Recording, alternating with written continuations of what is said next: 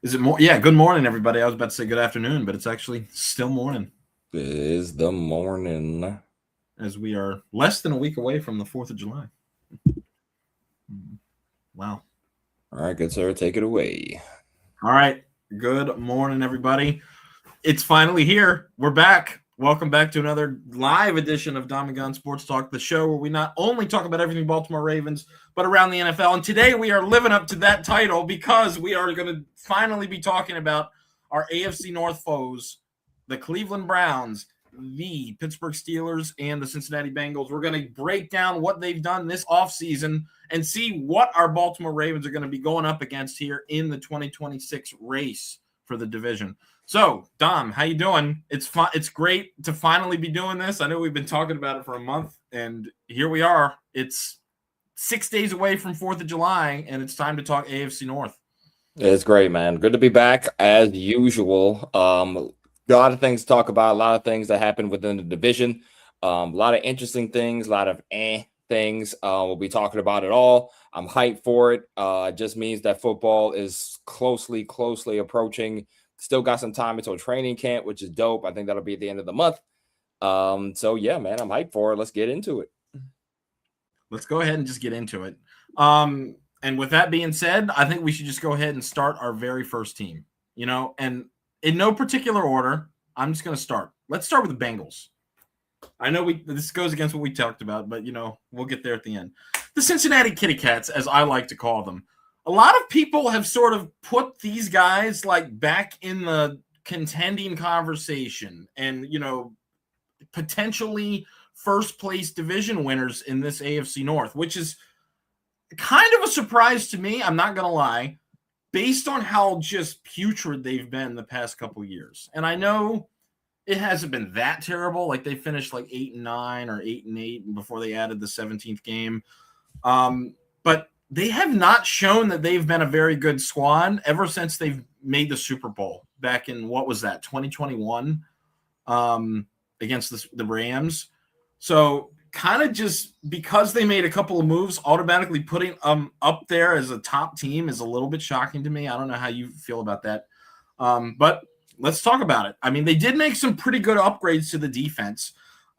Probably the biggest splash move, one of the biggest splash moves of the season was trading for Dexter Lawrence, trading the first pick, number 10 pick overall for Sexy Dexy to help in that D line. And then additionally, they also got Jonathan Allen, who's a solid veteran. I know he's getting a little bit old, but he was very good for the Commanders when he was younger. Boy Mafe from the Super Bowl winning Seahawks defense. So, they've made a couple of decent moves. And they also extended their O-lineman, Orlando Brown Jr., somebody we know very well. But, some of their departures of note is obviously Trey Hendrickson, as he's now with us. Geno Stone is no longer with the team. And tight end Noah Fant, who was Joe Flacco's favorite target.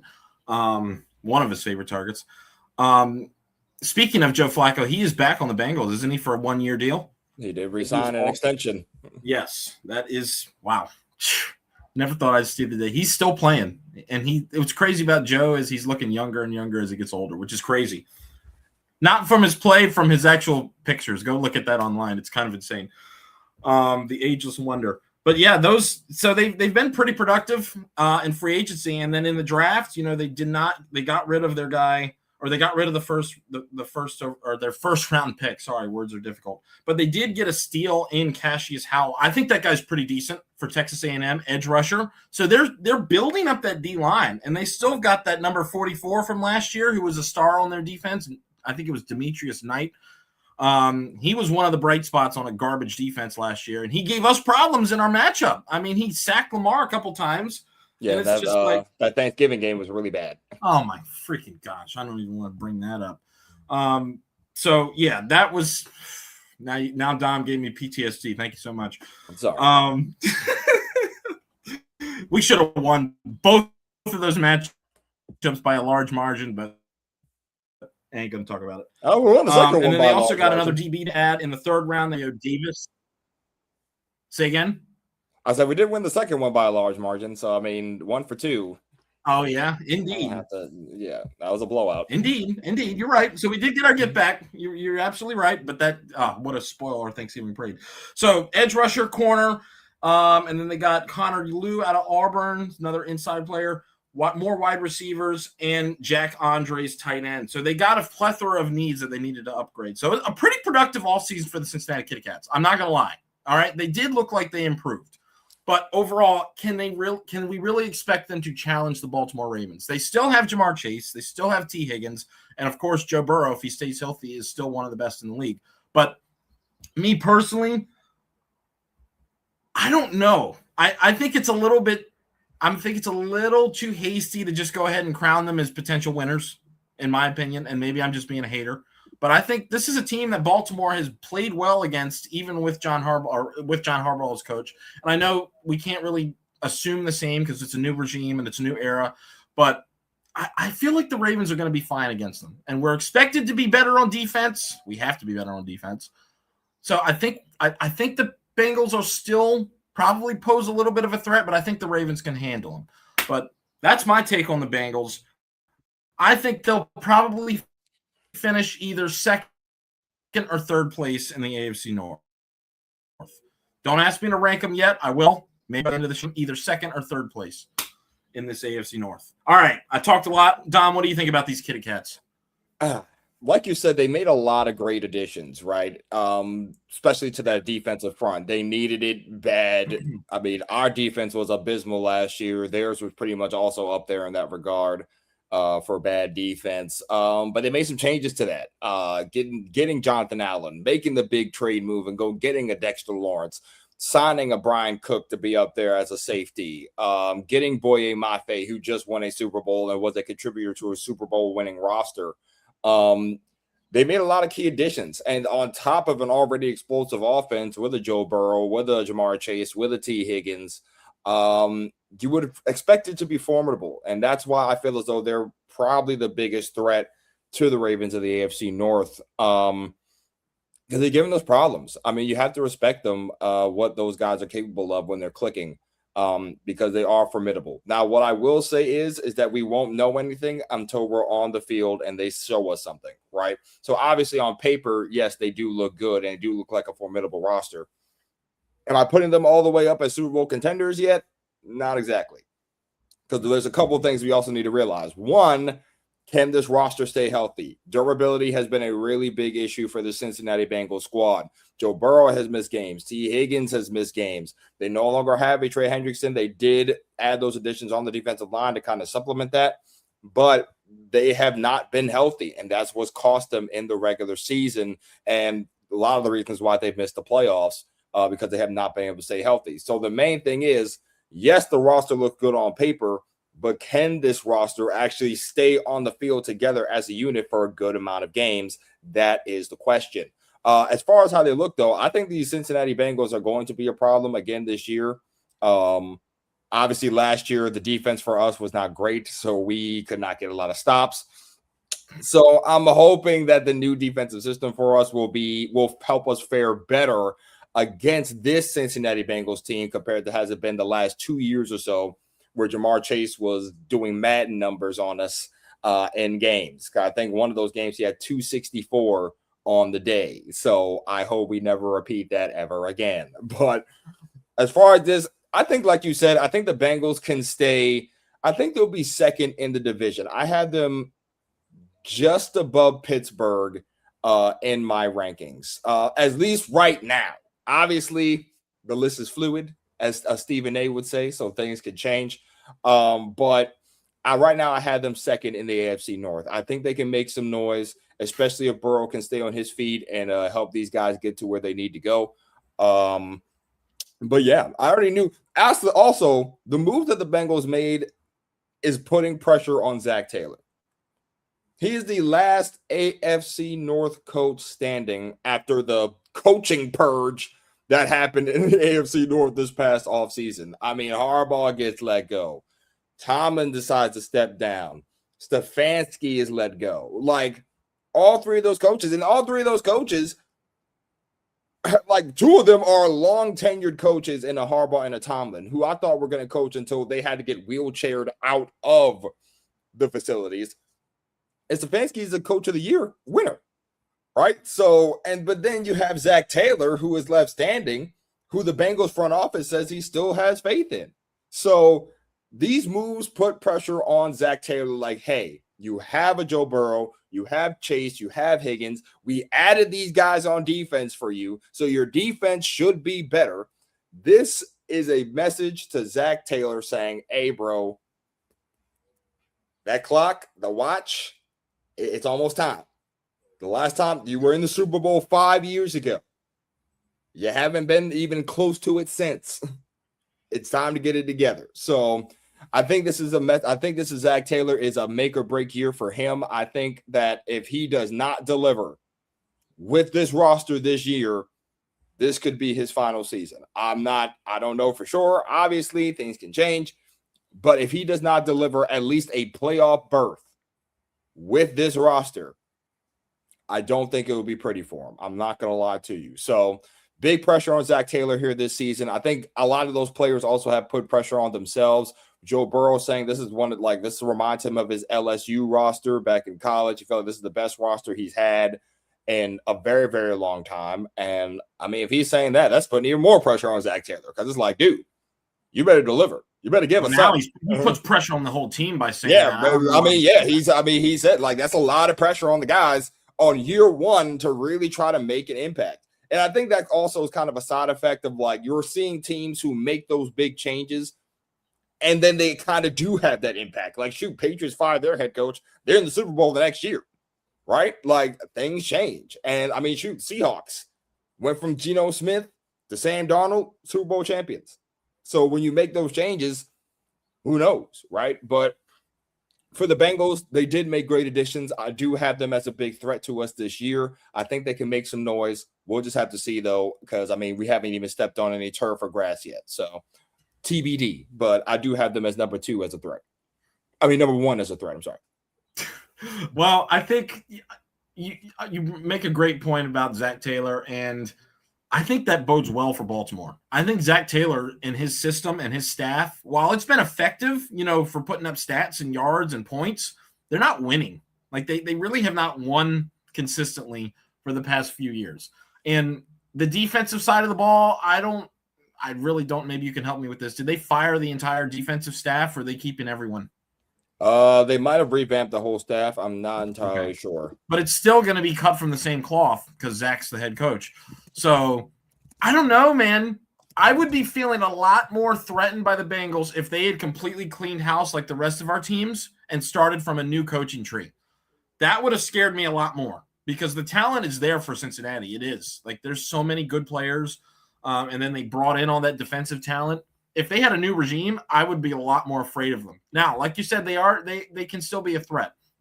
I'm not writing them off, but I think having Zach Taylor, based on how he's been doing things for the past 4 years, it could hinder them and hurt their plans in the long run. So I think the Bengals would be better off letting him go. I can't believe he's still here. I mean, 4 years in a row. And I understand Joe Burrow's been hurt and all that, and maybe that's probably been the excuse the front office has given him. But I think he's one of the issues. I do. And I'm perfectly fine with keeping him around to go ahead and hurt the Bengals' self-inflicted wounds and lose games at the end and blow leads. You love to see it. Keep it up. Go ahead. So I think they're doing us a favor by keeping Zach Taylor this year. Now, if they're bad again, I agree. He's out. And then then the Bengals are really going to start being a threat, in my opinion, like a serious threat to be really good, because I think they're one good leader away from being that team that can do a lot of damage. But I don't think they're mentally tough enough right now under Zach Taylor to get it done. Now, hopefully I don't eat my words. This is just my opinion. I'm not making bold predictions. But I think that the coaching staff will hold them back this year. And therefore, I'm hesitant to keep them at 2.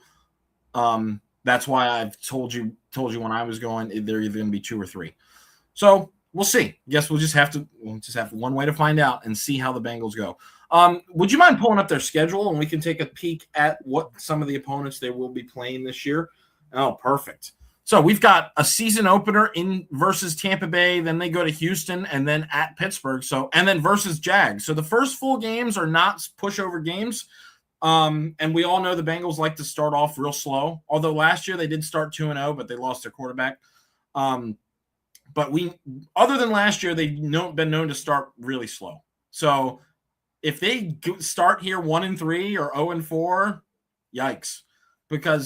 But the bad news is if they start out hot, like 3-1 or 4-0, the schedule gets way easier. Because look, Miami, Tennessee, Atlanta, Pittsburgh, that might be tough. At Washington versus New Orleans, at Cleveland, like those are all games that are winnable, especially Miami and Tennessee. Atlanta, people think they're going to be decent. They keep putting these Atlanta games in prime time, or that one's at 9:30. That one must be in a broad game. And then they got Kansas City. That's tough. Carolina, Indianapolis, Baltimore, Cleveland. Like this is not an insane schedule. The hardest part is the beginning of the year. So if they can start off strong, then they might be more of a threat coming down the line. We'll see. What do you think about I find it interesting that they see Pittsburgh pretty early to start the year. I mean, they see Pittsburgh week 3, then they see them again, like, what is that, 6 weeks later? Week 10, which is pretty interesting. They have a pretty early bye as well. They're off by week 6. So they got a pretty early one in case they needed some rest after the tough. Like you said, though, it definitely is a tough schedule to start the year. Tampa, like you said, is no pushover. Houston, that defense will be back, and we'll just have to see how CJ Stroud plays. Pittsburgh is never a tough out. I mean, it's always a tough out, I should say. Jacksonville, Jacksonville, I mean, they'll be one to outdo their performance that they had last season. And Miami, we still have to see what they do. You're right, though. This schedule isn't really as difficult. I mean, they definitely have some possible layup games, like Tennessee could be a layup, like you said. Atlanta, that one's kind of a toss-up. I think they'll be a tough out, but we'll just have to see. Carolina may be a little tough as well, but Indy, I don't even know what they're going to be like with Daniel Jones as of yet. New Orleans, they're still kind of looking for their own way. Miami, so the schedule is not a layup. So if they start off strong and can continue to try to push through that, I mean, they could have a favorable outcome at the end of the season. We'll just have to see about that. But again, it's just about, like you said, last season, they started off okay, then they lost Burrow. So at that point, can they stay healthy? That is the question, because they have not proven that they can yet. So if they can stay healthy and they can actually string together a couple of wins, who knows, right? But yeah, pretty favorable schedule for the Cincinnati Bengals this season. So they're they can do a little something. We'll see. They could. We'll see. I'm hoping they start off bad, because if they start off bad, then it would bode better for us. Because if you guys remember, when we went over the Ravens schedule, our favorable part of the schedule is the first 6 games.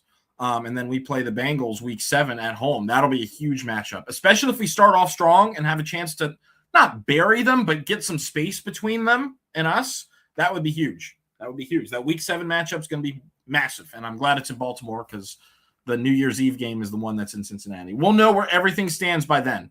That's what's good about the late division. I know people are going to argue and say they don't like late division games because they're too high stakes, but at least you know where everyone stands. By that time, there's 2 games left. You're going to know what's happening. You're going to know who's what, who's good, who's bad, what needs to happen to make the playoffs, what needs to happen to be eliminated, etc. So I don't mind those. You know what's going to happen. Those early games, you don't know who's good or not quite yet. So things could go either way. So I'm cool with how it is. We see them once in week 7, once in week 17. We got a nice little gap between them. So let's bring them on. Good luck to the Kitty Cats in the worst way. All right, let's go ahead and move on to our next team. Let's go ahead and do the Cleveland Browns. Okay, so Cleveland Browns, who did they get this offseason? Not too much, in my opinion, and you can fill me in if I'm missing anything. Didn't they traded for an offensive lineman, Titus Howard? I believe that they acquired him from Houston. They also signed a guard. From where? No, yeah, they signed a Titus Howard from Houston. Yep, and signed him to a $63 million extension. Yep. Yeah. And then they picked up a guard, Zion Johnson, 3-year deal. So they're bolstering the O-line, which was an issue last year. They still got a good class from last year as well. Quinshon Judkins, young rookie, Shadur Sanders. The quarterback competition is going to be interesting. You think, based off what we've been seeing, and Deshaun Watson doing all this rehabbing, you got to think that he's going to compete for the QB1 position over Shadur Sanders. So I don't know. We'll see what Todd Monken, former Raven, is going to have in store for us. So, maybe if Todd Monken is still a Raven at heart, maybe he'll sabotage their season, and that would be phenomenal. So go ahead, Todd. We'd love you for it. So, yeah, that's not too much from – I think they were pretty quiet in free agency overall, aside from those offensive line bolsters. Is there anything I'm missing, Dom, that is slipping my mind right now? Not from where I understand. They signed Tevin Jenkins, also another guard. They re-signed Tevin Jenkins. They re-signed Tevin Jenkins. They re-signed their punter. They signed the Eagles tight end, Jack Stoll. They added Quincy Williams, the linebacker from the Jets. Okay, he's decent. A couple of special teams guys.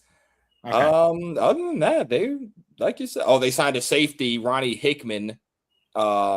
Other than that, like you said, they've been pretty quiet. Nothing really crazy except, the big blockbuster. They're usually pretty active in free agency. Yeah. They're usually pretty quiet overall, or not. Sorry, they're usually pretty active in additions for free agency over the years. So this is a little bit different, but notable departures.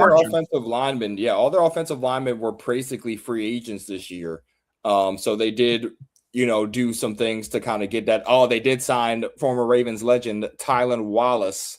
So he is on the member of the Browns. Tylan, we love you. Sucks that you're with the ops, but we do love you. Maybe he'll do what James Prochet did and just suck. Sorry, Tylan. I still appreciate you. But anyway. Yeah, but other than that, man, nothing really noteworthy as far as I think these are noteworthy. Losing Jack Conklin and Martin Emerson Jr., those were pretty good players, established starters and veterans for their team. Jack Conklin being the tackle, and then Martin Emerson obviously being one of their safeties and defensive backs. But obviously, the big blockbuster trade was Myles Garrett being shipped off from the Browns to the LA Rams in exchange for Jared Verse. So they got a serviceable replacement, a young guy who's done very well for the Rams in his early part of his career. I mean, a difference maker. He's had a couple run backs for touchdowns on fumbles. He has a bunch of pressures and a bunch of sacks. I mean, dude's good. Is he Myles Garrett good? No, not quite. But he's still young. And he could develop into something that's similar to Myles Garrett. But it was a trade. It was a big shocking trade, obviously. Nobody saw it coming. Everyone thought the Browns were not going to trade Myles Garrett, and that wasn't happening. And then when it happened, it broke a lot of Browns fans' hearts. So I love it. Get him out of the AFC North. When Lamar Jackson was asked about it, he gave the biggest sigh of relief I've ever seen him do in a press conference.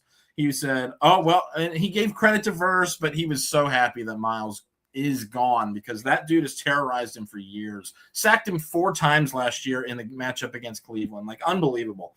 Now, I mean, not all those were crazy sacks, but they're hits on the quarterback nonetheless. You're still getting hit by arguably one of the best defensive players of all time. He's better than TJ Watt. Sorry, he is. He definitely is. I think that debate is clearly closed. Sorry, Pittsburgh.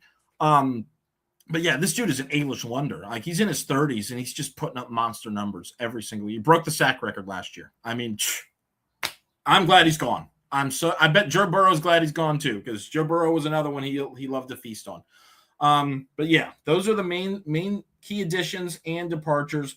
Draft, though, they were very productive in their draft. They got Spencer Fano with the 9th pick. That's a very good, versatile O-lineman. They drafted Kevin Concepcion from Texas A&M, another young, strong receiver. Denzel Boston from Washington, another strong receiver. So they're building up that wide receiver core. So some pretty good things here. Austin Barber out of Florida, offensive tackle, linebackers. Linebacker Justin Jefferson, not Justin Jefferson linebacker, or the wide receiver Justin Jefferson from Alabama.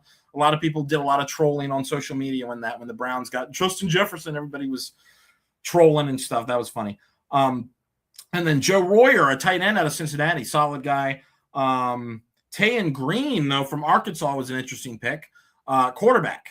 One of those versatile quarterbacks. He can run, extend plays with his legs, and then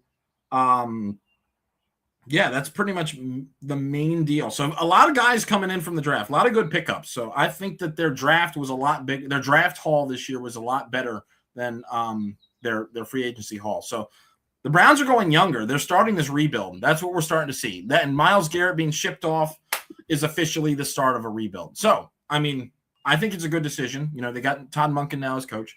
So I think this is perfect for them. This is what they needed. So maybe they can develop into a team that could be great with a lot of this youth trying to mature over the years. So we'll see what happens. But what do you think about the Browns? Are they heading in the right direction or not? I'm very, very curious about the Browns because I still don't know what they want to do as far as like going into this season. You brought up the QB competition. I mean, we still don't even know who's going to be the starter there. Obviously, we'll know more toward training camp. They pick up another quarterback in this year's draft. Now they have, like, I think they had the 2 rookies from last year and Shadir Sanders and Dylan Gabriel. You pick up Taylor Green this year. You still have Deshaun Watson on that monstrous contract you signed him 2 years ago. So it's just kind of like, I don't know what the Browns want to do. I mean, when you trade Myles Garrett, that's basically saying, listen, we're setting up to try to really give this roster in contention. Maybe not this year, but next year, right? They just still have more questions than answers, I think, right now. So it's kind of hard to determine.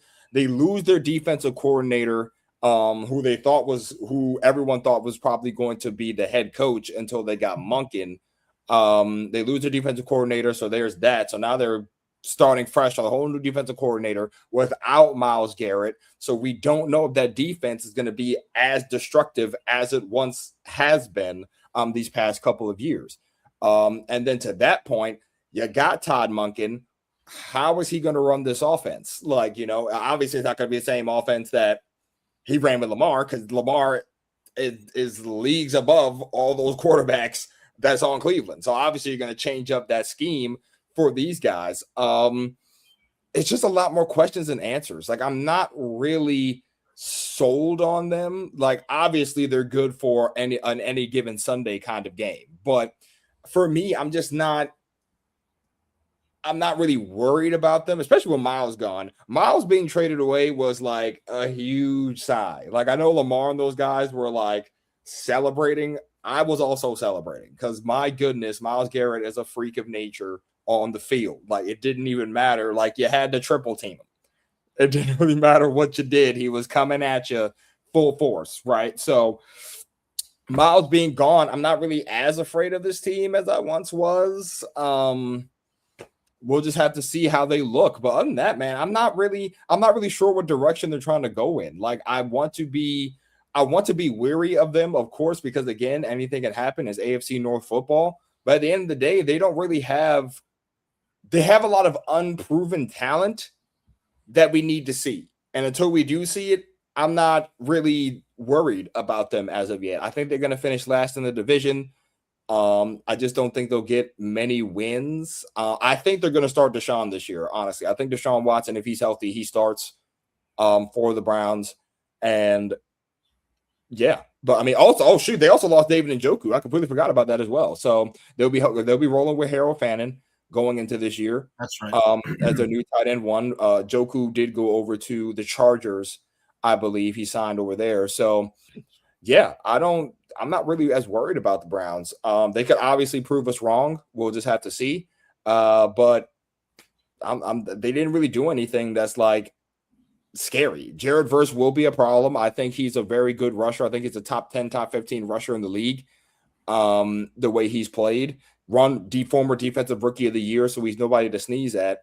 But yeah, I'm not really scared of the Browns. I think it's just going to be same old Browns. It just sucks that Monken is the head coach, because he also did say that he's going to blitz Lamar on third down, which is very, very unfortunate. Monken, that hurts the soul, because we love you, but you're going to blitz us on third down. That's cute. We'll see how that goes. But You yeah, great on your offensive side of the ball, dude. yeah.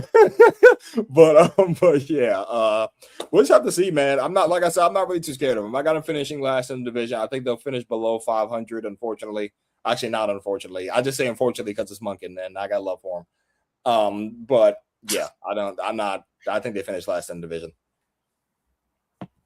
Yeah, but listen, I think they're making the right moves, though. This is what you need. You need to go younger. You need to rebuild your squad. I think they're going in the right direction. But as for this year in particular, no, they're not. They're not going to be a threat. They're just too young, like you were saying. But we'll see if these are the right moves down the road. See how these youth develop, because they got a bunch of good rooks from last year. Schlesinger, I didn't even talk about him. In addition to Judkins, Schlesinger could be a captain of that defense. That dude was balling last year. He really was. And he could be a staple of that defensive unit, be a Mike linebacker, captain of the team type guy down the road. So we'll see. I think they're going in the right direction. But just this year, it's too early. They're not mentally tough enough. They don't have the experience, just not quite yet. So we'll see. I think they finished last place. I think we both agree on that. All right, let's go on to the final team, the team that has given us the most problems over the year. Even though they're irrelevant for the contending Super Bowl, they've given us the most issues, and we just have not been able to figure them out under John Harbaugh. And it's the most frustrating thing I've ever seen because the way they beat us, just so silly. It's so silly, some of the ways we lose. I will never forget in 2023 when we were the best team ever, and we lost to them twice. The last time because, we benched everybody, which was fine. But the week 4 game where we lost like 8-10 or 13-8, or I don't even know what it was. It was some crazy whack score, like 12-10 maybe, 15-10 ball type score. And it's because we couldn't score more than 10 points the entire game. And we were going tit for tat the entire time until we made a stupid mistake and got our punt blocked for a touchdown.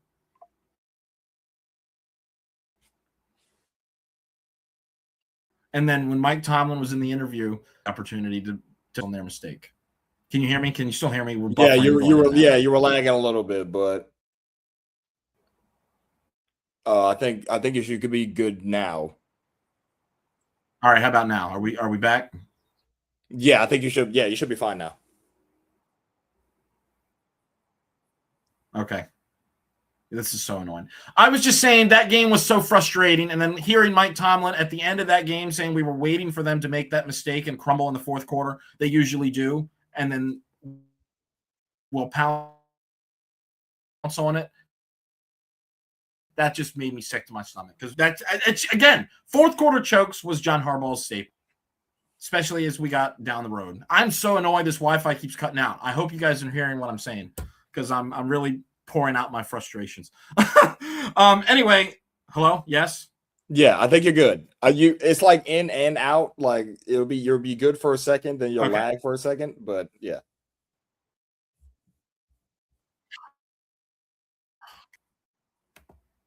All right. You know what? Let's move inside.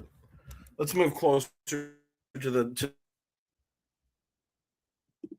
router, and maybe that'll be better. Give us a second, folks. Give us 1 second. As I move inside closer from everything. All right. Let's try this. How about my audio? Is it better? Audio is better, yes. All right. Okay. We are back. Can you hear me? You can hear you. Can you hear me? All righty. Good. Can I finally wrap up my thought on that atrocious hearing someone say he expects us to crumble in the fourth quarter and then they pounce on us was sickening to say. That just showed we needed to move on from. They don't. And Pittsburgh Steelers are. They pounce on teams that make mistakes in the fourth quarter, and that's how they get their wins. They're not the better team ever. At least they haven't been under Tomlin the past few years. They've waited for the teams to make those mistakes, and then they pounce and win. and that's it. And that's how they've gotten by and barely made the playoffs and go one and done, because that doesn't happen in the playoffs. They get blown out. So I'm tired of losing to them. All right, let's talk about them, though. Enough of my little rant as a Ravens fan. So some key additions. They brought back Aaron Rodgers, which I'm fine with because he was pretty mid last year, even though he put up good stats. Brought him back now. He's, in his 40s? That's going to be insane. This is going to be his final season. I guess they wanted to reunite him with the new coach, Mike McCarthy, his former Green Bay Packers buddy. So that'll be kind of interesting to see. Maybe they'll be slightly better offensively, but defensively, I think they'll probably regress. Some other decent additions, though. They got Jamal Dean I think he was on the Buccaneers, 3-year deal, a pretty decent defensive back. I think he's in his low 30s, maybe upper 20s. I can't remember. He might be 30 right on the spot, but a decent pickup. They also picked up Sebastian Joseph Day, another interior lineman to go up with Cam Hayward and Harmon and all those guys they got. So some pretty and they also picked up Jaquan Brisker too from the Bears. So another decent DB to put back there. So honestly, some pretty decent pickups for Pittsburgh. I think their big problem. Oh my gosh, are we buffering again? Yeah, a little bit. Yeah. All right, am I back? Gosh, man, this is so frustrating. Sorry. As we get to the draft now, and I left my notes outside. Well, I know I'll just go off memory here. They did draft Drew Aller in the third round. That was pretty crazy. And they also got, Max Iannaccio as their first or second round pick, which was kind of a surprise. First round pick. First round pick. And dude, that guy's a project. He has not got a lot of football experience. He's a college walk-on. And a lot of fans were upset that they picked him because he's a product. He's not a finished product. Same with Drew Aller. I mean, Pittsburgh's draft class recently has not been the best, and I love it, and it can be here to stay. That's great, because they used to be picking gold, diamonds in the rough back in the day when they were finding those wide receivers that would torch us on the Roethlisberger days. But they've been kind of mid in the draft recently, aside from a couple picks. Harmon was okay, the interior lineman. Who else did they get? They got Jack Sawyer last year.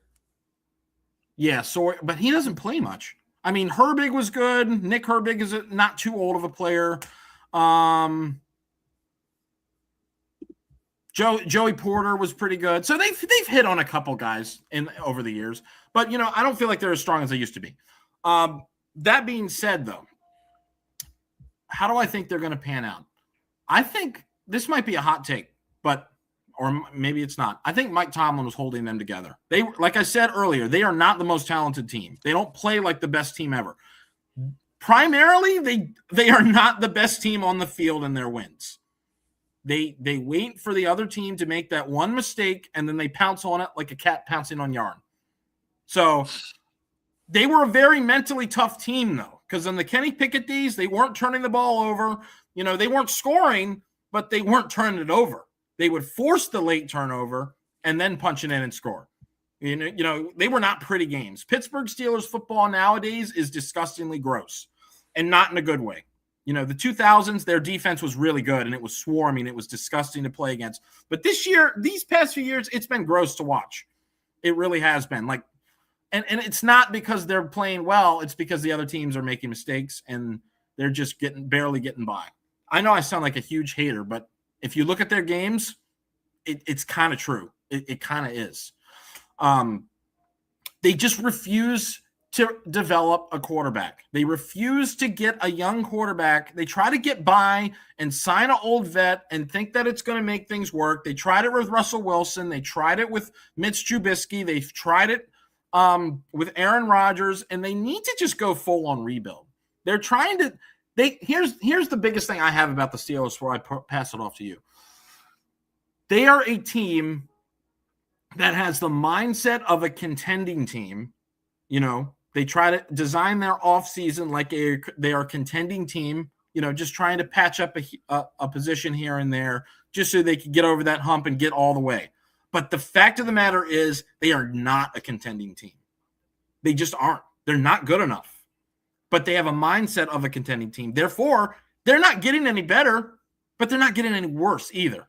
You know, they get worse, then they get a little bit better with the moves. And then they leave, and then they bring him back. They get a quarterback that's serviceable. They don't want to get their guy. They don't want to get a young guy. They don't want to take a chance on a young rookie. I mean, they got Drew Aller. Maybe we'll see what happens with him, but he's a huge project as well. Kenny Pickett, they tried it with him, didn't work out. But they drafted Will Howard last year, and they're not giving him a chance, or maybe they will. I don't know. We'll see. There's options, but all the signs point to Aaron Rodgers starting again once they brought him back. So it's like they need a rebuild. They need to do what Cleveland's doing and just have a bad year, go young, try to rebuild the team, but they're too afraid to do it. They should have got rid of TJ Watt while he still had a lot of value, and they could have maybe developed their squad into something fierce. But, you know, they're too afraid to step outside the box. They want to just keep things the same, and they're probably just going to continue to be mid. So a lot of people are saying they're going to go 9-8 again, 10-7. I think the Ravens need to get out of their own way against them and show them who the better squad is, because we're the better squad the entire time. We play better than them most of the game, just not at the points where it counts. And that's how we lost to them so many times. Not because we're worse than them, because we can't play a full 60 minutes against them. So that being said, I think that could be different with Jesse Minter. I think Mike Tomlin being away now might stray away from good defense. And I think we're going to see that Mike Tomlin was not the issue, but he was actually holding them together. That unifying bandage, keeping everybody just barely afloat. So we'll see. And then they don't go for a young coach. They go for Mike McCarthy, who's not terrible, but I think there could have been way better options, personally. So I think, again, I want to say they're going to be third place and they're going to have a bad season, but something just tells me that I can't write them off. Not yet, until I see it. You know, sort of the logic we had with the Bengals, we can't write them on until we see it. I can't write them off until I actually see them be terrible. So anyway, that was a lot of mouthful. Can't wait to see what the clips generate on that take. All right, Dom, what are we thinking about those Pittsburgh Steelers? And our heated rivals, the Pittsburgh Steelers. One thing I will say, I'll say something nice about them first. They did make some good key additions, I will say. When you look at the Jamel Dean move, helped solidify that corner room. I think that was a good pickup for them. Sorry, guys, I'm looking at my notes here. The Jaquan Brisker move was also a good one. I like that pickup for them. They re-signed Asante Samuel Jr. They pick up a Rico Dowdle to help with that running back room. Oh, right. Thank you. They also trade for Michael Pittman Jr., which I feel as though they completely robbed the Colts in that trade. That was a crazy trade. I feel like they gave up 2 cents for Pittman, which is a little nuts to me, but I digress. Maybe they know more. Maybe the Colts know he's not that good. They could know more. I don't know. But you pick up a Michael Pittman Jr. to put next to a DK Metcalf, so you help solidify weapons for Rodgers next to a Freiermuth. You still have Darnell Washington, who I think got hurt last year, so he'll be back. He got re-signed, too. They gave him an extension. Oh, nice. Shout out to Darnell. But yeah, so I do like some of these additions that they did in Pittsburgh. Obviously, last year, the questions for Pittsburgh was who the heck is the wide receiver 2 next to DK. There's not a lot of weapons there, so you go get a Michael Pittman Jr. You pick up, I believe they picked up Jeremy Bernard in the second round of this year's draft, so you add another weapon potentially for Rodgers. And then Rico Dowdle, he'll help solidify that running back room, so you can give Jaylen Warren some good, you can help kind of divvy up those carries with Warren in the backfield. So I like the moves that they made. I think they're solid. They usually make solid moves in the roster. But like you also said, Gons, their main question is at QB, and that is Aaron Rodgers is obviously going to get the start. You're not paying him that money. You're paying him for him not to start, of course. You waited all this offseason for him.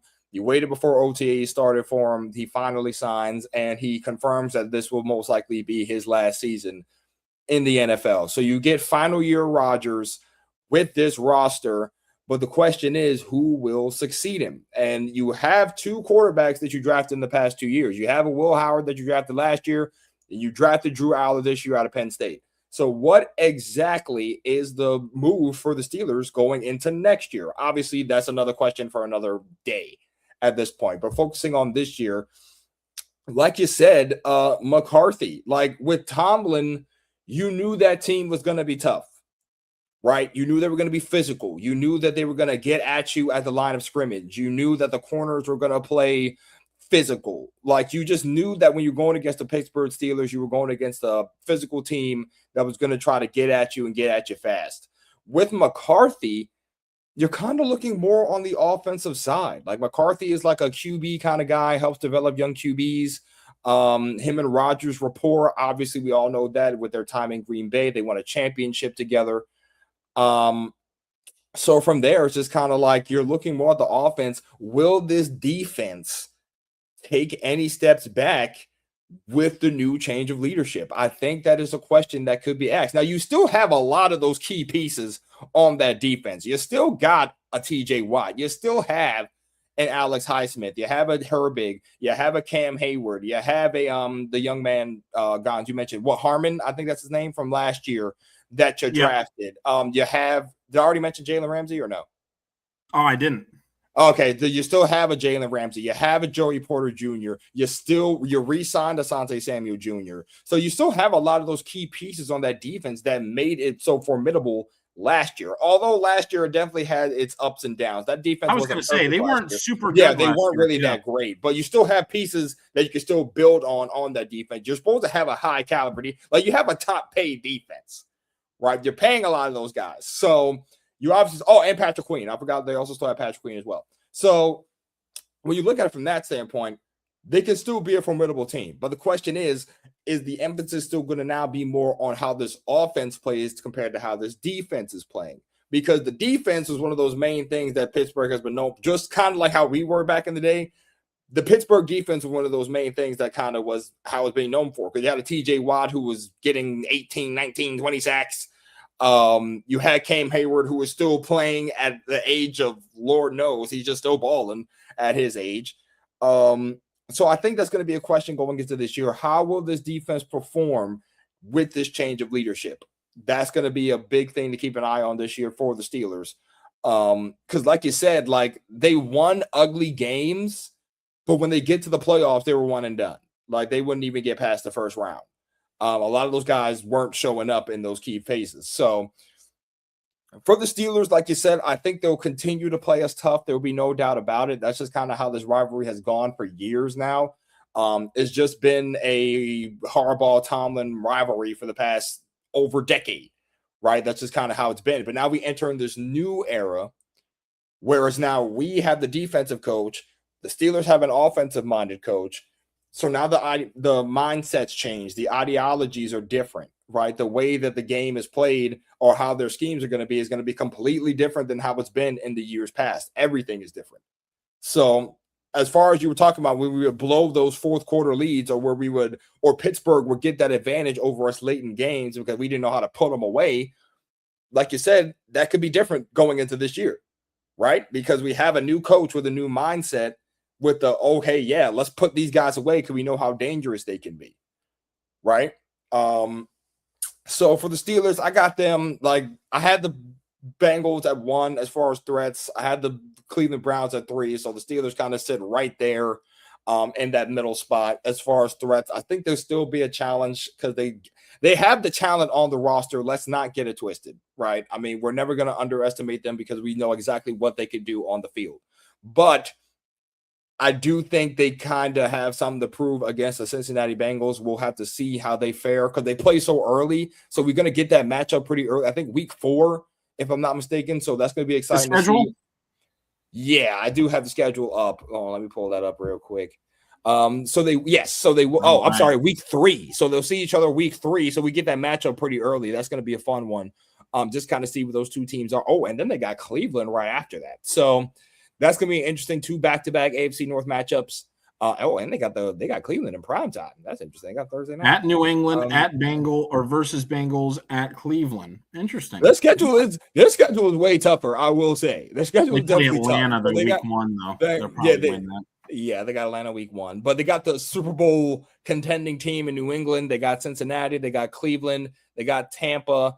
And then that latter half of the schedule is nothing really to fully sneeze at. They got the Philadelphia Eagles. They got the Denver Broncos. They got the Houston Texans. They got Jacksonville. They got us twice in 4 weeks. So that's going to be they're going to have to buckle up in that second half of the schedule. That's going to be something very interesting to keep an eye on for the Steelers, because this is not the easiest schedule in the world, because the Saints could be tough. The Buccaneers, they could go either way. The Colts, like you said, either way. I'm just looking at that stretch. I'm just looking at that stretch from Philly to us. Like, that's going to be a tough stretch for them. That's going to be their hardest. I completely agree. I was just looking at the first half doesn't look like the first half is going to be interesting. But that second half, they're definitely going to have to lock in, because that's Philadelphia, Denver, and Houston, and then Jacksonville on the road. Jacksonville, I think playing Jacksonville in Jacksonville is a lot harder. They play a lot better at home, I think. And they almost beat the Bills. Yeah, and that's a primetime game. So, and then they got to come home and play Baltimore after all that. So I like it. They're set up to fail. It's going to be a tough one for the Steelers. If I had to predict what their record could potentially be, could they win double-digit games? Possibly. That's a big possibly. Worst case scenario, they'll finish like what, 10-7, maybe. We're looking at maybe a 9-8. I just don't know if they're going to have that spectacular season. What's their floor, in your opinion?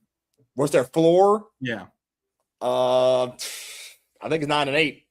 Honestly. Oh, so they're going to be. So they're going to make the playoffs.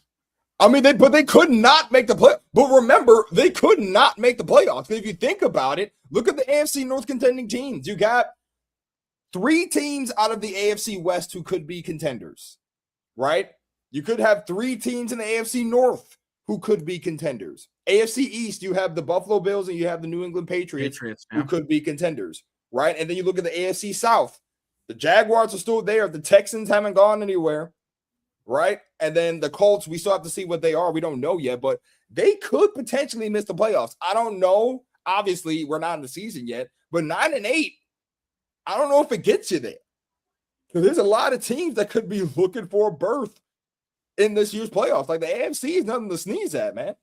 Literally. like there are a lot of there are 6 teams just out of 2 divisions alone that could potentially just steal a playoff spot, right? So I don't know, man. I don't think 9-8 is going to be enough this year, honestly. In my honest opinion, 9-8 in the AFC, I don't think makes the playoffs. I think you're going to need double-digit wins in order to make the playoffs this year, because a lot of teams are stepping up and stepping up fast. Like the Texans last year caught everybody by surprise with how good that defense was. And they were wrecking teams, right? Jaguars also caught us by surprise. They had a spectacular season last season.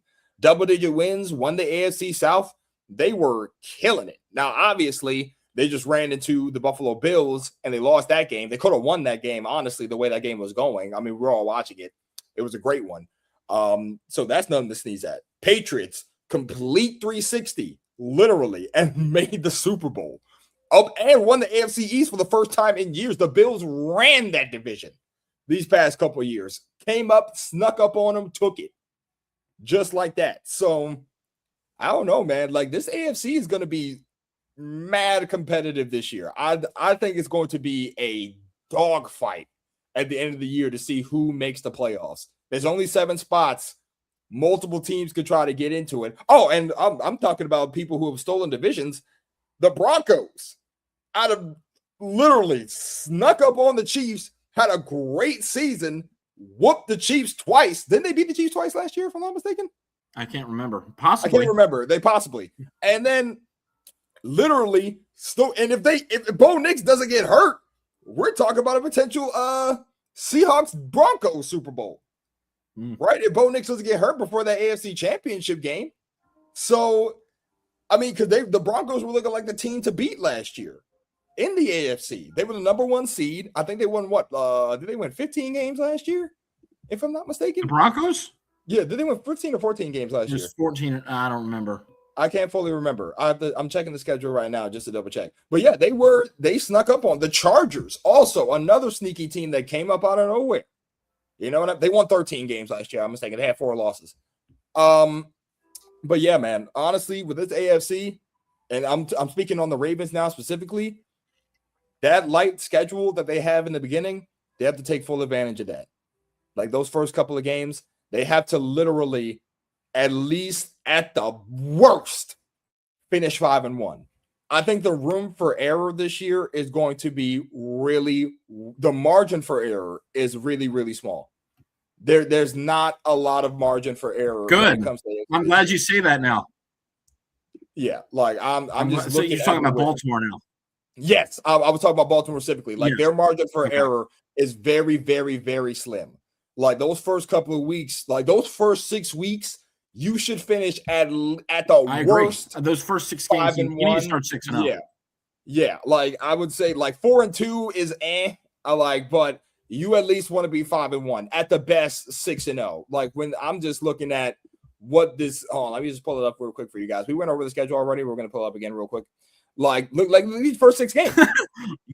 You got Indy, you got New Orleans, you got Dallas in Brazil.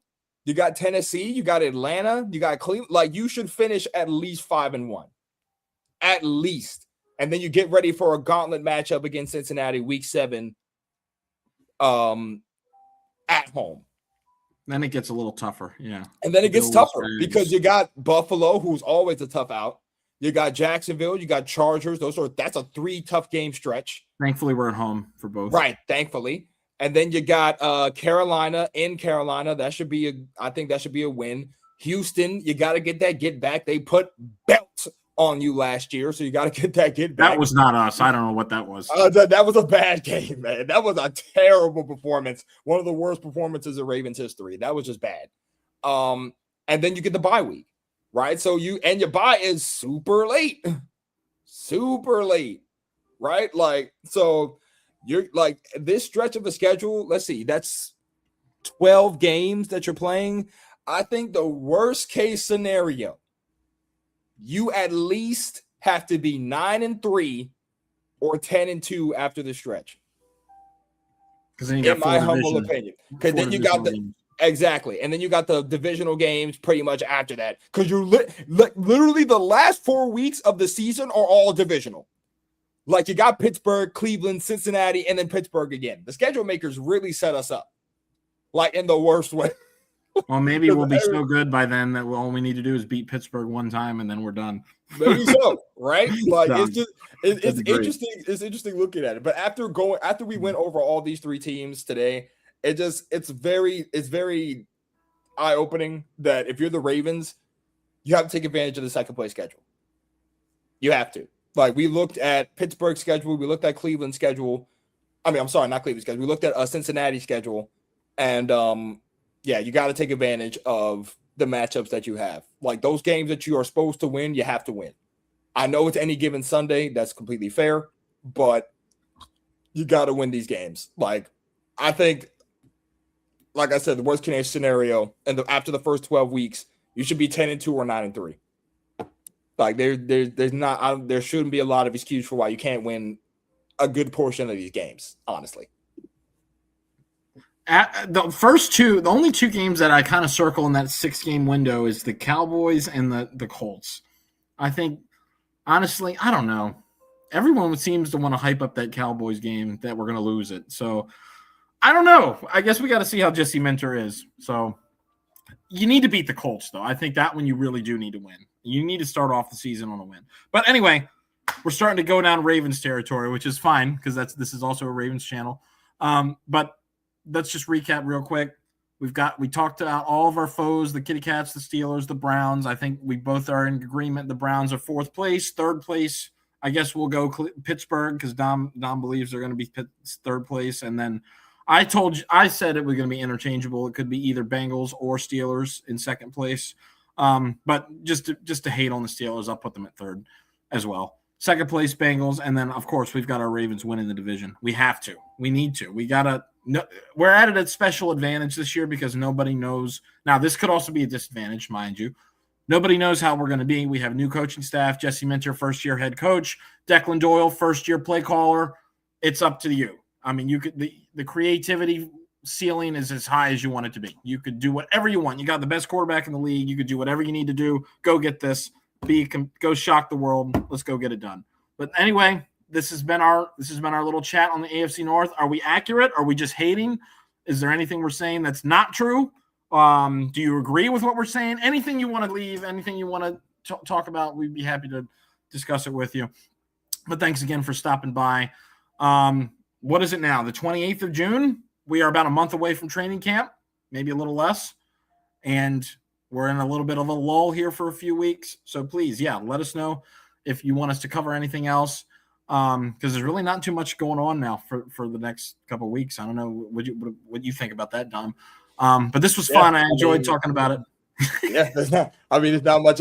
This is literally like what's kind of bad when the NFL is posting like how would a whole like a chain fit around a football field. Like they just randomly posted that on. I was like, we are in that part of the off season. So that's fine. That's fine. So we don't. Ravens training camp starts July 31st. Okay, so about a month. So we got about a month, and the Ravens just recently announced they will be having a training camp practice at College Park at the University of Maryland. I think that's an interesting one. That's their first ever practice held at that facility. Why there? No clue.